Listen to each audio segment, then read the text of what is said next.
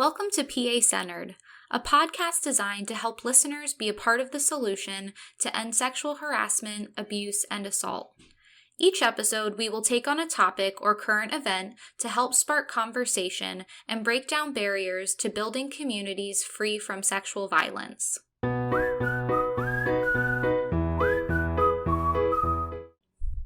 Hi everyone, I'm Jackie Strom, the Prevention and Resource Coordinator at the Pennsylvania Coalition Against Rape. I'll be your host today as we're joined by PCAR Language Access Coordinator Damari Rodriguez, Community Advocacy Coordinator Tatiana Piper, and Training Projects Coordinator Karen Galbraith to talk about language access. Welcome everyone. Hi Jackie. Hi Jackie. Hi Jackie. To get started, Karen, I'm wondering if you can tell us what language access is and why it's so important. Sure. Thanks, Jackie. So I think ultimately when we talk about language access and the work that we do, the reason it's so important is because we want to provide access to support and services and prevention to all people, to all survivors of sexual violence. And if we don't provide meaningful language access, that means that we're not meeting that goal. We're not meeting that mission of serving all survivors and their families and our communities. So we want to make sure that we are doing everything that we can to reach everyone, no matter what language they speak or how they communicate. So ultimately, one of the main reasons why language access is important to the work that we do is because it's the law. So the Civil Rights Act of 1964 prohibits discrimination, which is based on national origin. And later there were court rulings that determined that under the umbrella of national origin fell language and language access. So any of us who are receiving any type of federal funding or funding that originated with the federal government is obligated under the law to provide meaningful language access. So that's sort of, the box checking reason why we all want to be providing it. But we also, of course, want to be providing language access because of sort of the moral and ethical obligations behind it. Again, it's our mission to serve all survivors. We want to be making sure our prevention messages are reaching all corners of our communities, particularly those folks that are most marginalized, which very often includes people with limited English proficiency or people with disabilities who may not communicate in the same way as our centers are used to providing services. So we want to make sure that we're finding ways to be creative and to provide that access for all survivors. And when I talk about access, it's not just about maybe a counseling appointment, which of course is very, very important, and we want to be providing language access for those. But it's also about making sure materials are translated and trans-created so that anybody who picks up a brochure can read that brochure and get that information in a way that they understand best. We also want to make sure that language access is available for folks who use sign languages. It's not just about spoken languages, but again, thinking about how everyone in our communities might be communicating and might best be able to receive the important information and services that rape crisis centers are providing. So again, it's not just about our services, but of course we want to make sure that our core services are being provided with language access in mind, but also, very often rape crisis centers are the gateways to other services in our community. So whether that's providing, access to medical care or access to justice, we want to be sure that we're able to provide survivors with all of their options and also to help educate our community partners about their obligations as far as language access goes. So, making sure that our medical providers and hospitals understand their responsibilities as far as providing language access, that, our law enforcement organizations and, our courts understand their obligations. And again, this isn't just about what we have to do to be compliant with the law. It's really about, meeting our mission, making sure that survivors can receive the services in no matter where they go and whatever services they decide are going to be best for them. So, while it is important to do what we're supposed to do legally, it's maybe in some ways more important for us to be keeping in mind those important sort of moral and ethical obligations that we all have as part of our missions. The other thing, we talk a lot in our movement about trauma-informed services and the importance of being trauma-informed. I think we all agree that many of the folks that we're working with have experienced some sort of trauma in their past and are, continuing to work through that. And one of our goals is to always work to mitigate those impacts and also to prevent further harm and to prevent further trauma. And one of the ways that we can do that is to provide survivors with services that they can participate in whatever language they're most comfortable expressing themselves. And so, we know that for somebody with their, in their primary language, they may be able to express themselves more fully and more completely than they can in, maybe a newer language for them. And so it's also important to remember that language access isn't just for folks that can't speak any English, for example. It's also for people that maybe just feel more comfortable in one language versus another language. Even if somebody can communicate to some degree in English, that doesn't mean that they wouldn't benefit or choose to communicate or receive services in another language. So we always want to make sure that we're checking in with folks and not making assumptions on their behalf about, how they'd like to receive services. I think those are really all great points, Karen. I think too, especially as you talk about being trauma informed, I think it's also really important to think about how language access is connected to anti-racism work. That's something within the last few years, I think our movement has really talked a lot about, in order to end sexual violence and end sexual assault, abuse, and harassment, we have to and all forms of oppression. And I think the big focus particularly has been around racism and then anti-racism work, how to dismantle racism within our institutions. And one of the things that I can say this anecdotally, but I think even statistically, language access often impacts communities of color. So Black, Indigenous, and other people of color often receive less access to services because of the barriers that are in place around language. So if you are committed to ending sexual violence, if you are committed to racial justice work,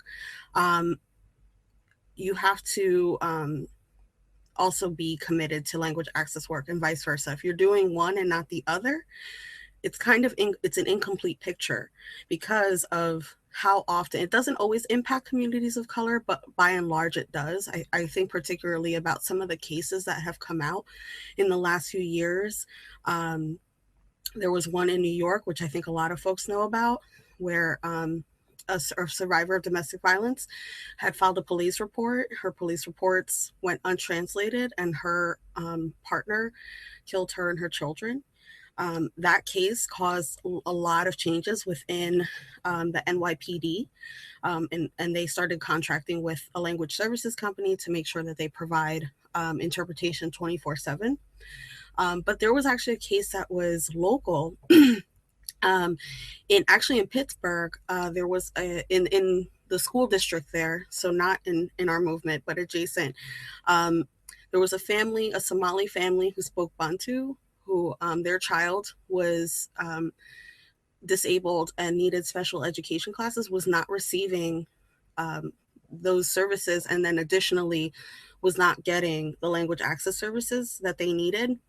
They eventually filed a lawsuit against that school district and won, and then received the services that they needed. But what we want to try to prevent is from things getting to that point, right? So if we are being proactive, if we're making sure that we're providing language access because it's the law, we won't have to end up going to those lengths. Thank you both for explaining all of that. So we're here today to talk about how PCAR approaches language access. And so Tatiana, could you talk to us a little bit about what that has looked like? Absolutely. So before diving into the question fully, I think history is important. And that history starts with just PCAR's realizing that centers were struggling with answering the question during hotline calls or hotline checks that we do every year. of how would you answer a hotline if someone spoke a language other than English? And also in realizing that our centers were struggling with answering that question, PCAR wasn't sure either. And that's when it became important that we seeked technical assistance from someone in our organization that knew what they were doing. And that's when we went to Casa de Esperanza to seek that TA. And what they ended up doing for us is really just walking us through the language access plan process. And in that, we created a core group that was a dedicated group of people that really wanted to see PCAR have a language access plan. And we also involved someone from each department.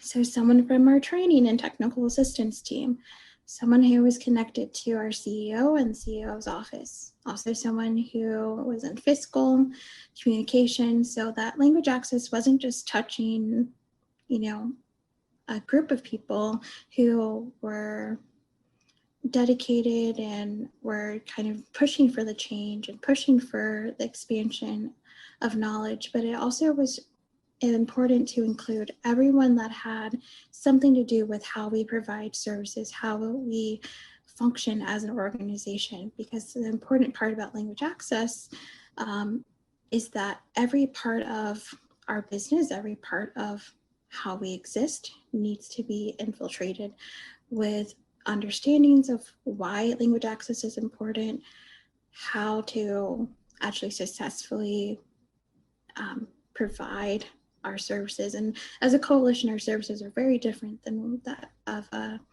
rape crisis center, but it's also important that we know what our services are and know where that's important for us to have language access integrated. And so additionally, what we realized and what the Casa de Esperanza, the TA they gave us, was that we needed to be checking in monthly about our language access process and about our language access updates. So that more started as a meeting with the core group, and that soon transitioned to actually we need to be having these monthly meetings with everyone in the coalition so that everyone is getting the same information, and we're all able to problem solve together and also learn together and continue this process, because our language access plan isn't just a one and done tool or one and done document. Our language access plan is an ongoing process, and one that goes month to month. We change things up. We realize what's working, what's not working. We've developed one protocol and realized actually no one's using this. So what can we do differently so that we're actually still completing the necessary steps to provide meaningful language access? And so again, it really just goes into taking the time to keep digging into why we're dedicating ourselves to language access, why we are trying to learn, how we are evaluating our processes and also our policies and procedures, so that we can continue to have a floor-to-ceiling approach. Thank you for explaining all of that. I know, being a part of it myself, that it's been a journey and we've learned a lot along the way, as you described. And so because of that, I'm wondering if we could talk a little bit about the barriers that we faced while starting this language access plan and trying to implement it. So Tamari, are you able to talk with us about that? Absolutely. So one of the things that, one of the challenges we had was, Tatiana had mentioned that we should have a person from each department on the core group. We weren't actually able to accomplish that, unfortunately, with our language access plan. We got a few people from across departments, but we didn't hit our target. But we made sure to invite them to our meetings when it made sense, if we really needed input, like sometimes with fiscal stuff. So we'll talk a little bit more about kind of the financial stuff later, because that's a big that's a big barrier to language access, right? Is always the money. Another barrier that we faced was vital documents. Like, how do we determine what a vital document is? I think that when you're a direct service provider or victim service provider, I think it's pretty easy to determine what your vital documents are, right? So it would be like an intake form, for example, or maybe like your general services brochure. But because we're not quite a direct service provider, I think we struggle to figure out like what our vital documents, what would we consider our vital documents. And then lastly, what languages to prioritize, because I think we want to provide language access to as many people as possible, but that's not always possible, right? So partly because of funding, right? But also, how do you determine what languages, like I said, what languages do we prioritize? Like, I think Spanish is often one that comes up a lot, but then after that, that can vary because we're serving the entire state. We're not just serving one community or another. So eventually we landed on whatever, if 5% of the population speaks a particular language, we would prioritize getting things translated into that language. And then from there, whatever amounts are sort of closest to that, we would prioritize those.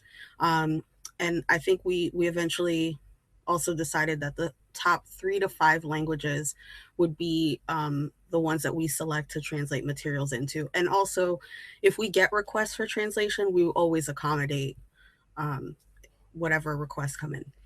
Can I just chime in on that for one quick second? And, you know, like Dee said, we sort of thought about how do we identify which languages we should prioritize. And I just want to say that what's been really interesting to me, and I think maybe, well, I won't say all of us, but I think it's definitely been interesting to some of us, is that as we've like dug more into language access, what we found out is that, you know, the data that we have is only as good as sort of the way it was collected. So to determine the languages spoken throughout our states or, you know, counties or communities, we're very often relying upon census data. And what I came to learn and didn't realize was that the census doesn't take into account people that may be deaf or hard of hearing. And so it really focuses on those spoken languages. So again, even the information that we have to go on is not inclusive, is not comprehensive. And so, you know, I just want to really highlight that, you know, as Tatiana was saying earlier, I mean, this is a learning experience. These documents that we're creating, like we really think of them as living, breathing things that we're constantly revisiting and thinking through, because if we waited until we were perfect, we wouldn't do anything. And so, I mean, for me, that's been a big lesson, is to just, you can only, you know, work with what you know. And as you learn, you continue to get better and better. And I just really have been grateful to so many of my coworkers who have really pushed this work forward and just said, you know, we can't wait on this. We just have to really dive in and learn from our mistakes and keep growing. But again, you know, we have to think about what information do we have and what information might we still need to find and what information might be like imperfect, but that we still need to work with. That's making me think what Tatiana said earlier about that floor to ceiling approach and really trying to make sure that we were able to provide the most basic services in other languages, right? That we were making those accommodations, but that we could also dream big and think about, oh, what would it look like to have our newsletter go out in 5 different languages? And right now we might not have the capacity to make that happen, but we have this wish list of all the things that we hope we can one day do, but we want to start with the things that we absolutely need to do to make sure that we're reaching as many folks as possible. So I know that's one thing I learned, but I'm wondering about some other lessons that we might have learned throughout this process. So there's a few of those. The first being buy-in. It is super important that you have buy-in from folks in your organization across levels, not just folks at the top, but across departments, across, you know, like maybe your leadership, but also your management team, you know, department supervisors, because once you have a plan in place, those are the people, like your supervisors or your department directors are going to be the ones that help you carry out that plan. So if they're not in it and they're not buying in, it's going to be really hard to get that implemented across your organization. Another thing that we've learned is that proactive planning is really, really, really important, that you're doing stuff on the front end rather than as an afterthought. So to elaborate, like, you want to budget for stuff. I kind of talked about this earlier briefly, that funding is always a big barrier to providing services, and particularly language access. You want to make sure that when you're doing your budget for the year, that you have a line item around, translation or interpretation, or maybe even captioning, right? Especially as we move towards a more virtual workspace, captioning becomes increasingly important for deaf and hard of hearing individuals. So you want to think about that. What line items are in your budgets to make sure that you can cover those costs throughout the year. In addition to that, like, readjusting your thinking about what you're accomplishing. So when it comes to having trainings that are, or services or things that are in other languages, are available in languages other than English, it means that, like, for us, that we may offer fewer trainings, but they'll be more accessible. So we're focusing on quality over quantity. So you're, in a way, people are like, well, you're reaching less people if you have fewer trainings. Not necessarily. You actually might be reaching more people, because now you have a training that's accessible in more languages than just English. So sometimes it's just reframing and thinking about, we're actually not reaching less people. We're actually probably reaching the equivalent amount of people. Yeah, I think those are some of the things that we learned. And I would say also, Dee, I think one of the huge things that we learned is that we should really be taking leadership from those who are not monolingual speakers, and taking leadership from multilingual speakers, because they're the ones that should be influencing. They are the ones that have the knowledge, and myself as a monolingual speaker, needing to take a step back, because I don't hold the answers for a community that I'm not a part of, but I can sure show up and support and be a voice when their voice isn't being heard. And I think that's a huge lesson that we've learned in this process, and continuing to learn in this process, is it's okay not to have all the answers, but it's also very important to get your answers from those that have them and that live and walk the life. I think that is a really great point. Folks that are multilingual or bilingual have that sometimes that life experience. I think to add to that is also, yes, take leadership from folks who are bilingual, multilingual, but be very careful about tokenizing those folks. I always say, like, it's great to have bilingual staff at your organization, but make sure that you're compensating them properly, that you are not putting more on their role than is feasible. So, like, someone may be able to provide services in, say, Spanish, but they shouldn't necessarily be translating, for example, or interpreting. Those are separate roles, right? So, like, we wouldn't ask somebody who wasn't an advocate to be an advocate and provide services in that way. You shouldn't be asking folks who are multilingual or bilingual to be acting outside of their job role. So, for example, I'm bilingual myself, but I shouldn't be asked to, say, translate something unless that is specifically written within my job description and being compensated for it. That's such an important lesson, and I know that we've had to struggle with that in the past, and it's definitely an issue that still comes up at centers, and so I really appreciate you bringing that up as a really important lesson that we've learned. It can be easier to do it that way, but it doesn't mean that it's the right way to do it, right? So as we learn more things, we change our practices, and I think with language access, that's the perfect example of how we've had to kind of overthink and overhaul all of the different ways that we do things to make sure that we're meeting folks' needs. So the last question that I have, and this is for everyone, what resources would you recommend to an organization or a rape crisis center who's just getting started on their language access plan? Well, I would say, just to go along with developing a language access plan, if you don't have one, it's important to have those conversations, have those meetings, to just develop a language access plan. So I would suggest, the our Limited English Proficiency Toolkit by Casa de Esperanza. That is the toolkit that PCAR used, the template that PCAR used in developing a language access plan. And so we also will be sharing our PCAR's language access plan in the future. And so if you're wanting to kind of use both of those things together, it might be helpful to start there. I also wanted to say too that in addition to the LEP toolkit from Casa de Esperanza themselves offers training and technical assistance on language access as they've provided to us. That's available to victim services providers. They get funded to do that work. So if you are looking for assistance around language access, you can always reach out to PCAR, but also Casa de Esperanza as well. PCAR's webinar series is also another resource that I would recommend. There are two of them. The first being an abbreviated version of the regional trainings that Karen and I did last year.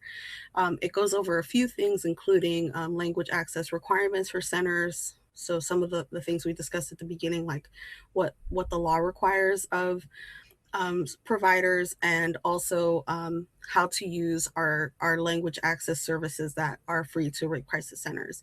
And it also goes over how to access some of the resources that we created that are on the online community.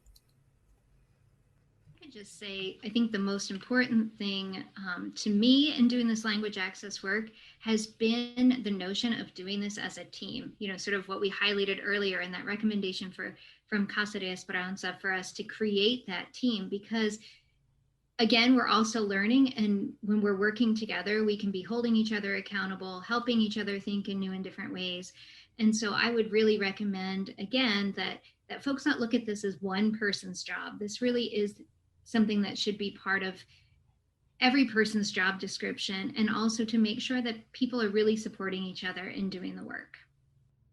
This has been so great. I want to say thank you to all of you for joining us to talk about language access and what it's looked like at PCAR, so hopefully other folks can learn and follow along with our process as we go about. So we'll make sure to link to all kinds of resources in the description of the episode, including the ones we mentioned today, and then a few others that we have found helpful. So that's all the time that we have today. I want to say thank you again to all of you for joining us.